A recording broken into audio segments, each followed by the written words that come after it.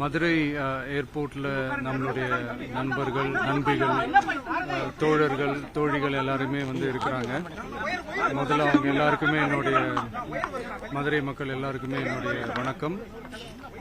உங்களுடைய அன்புக்கு வந்து கோடான கோடி நன்றிகள். நான் இன்னைக்கு போறது வந்து ஜனநாயகன் படத்தினுடைய வேலைக்காக போறேன். கொடைக்கானல் ஒரு ஷூட்காக போறேன்.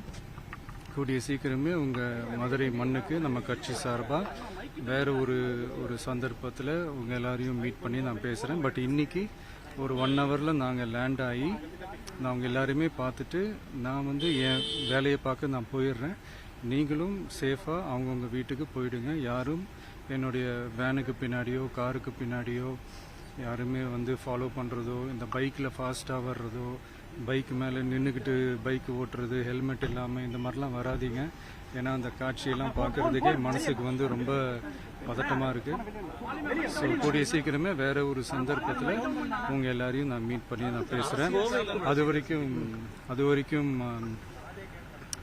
உங்கள் எல்லாருக்குமே என்னுடைய மே தின வாழ்த்துக்கள்.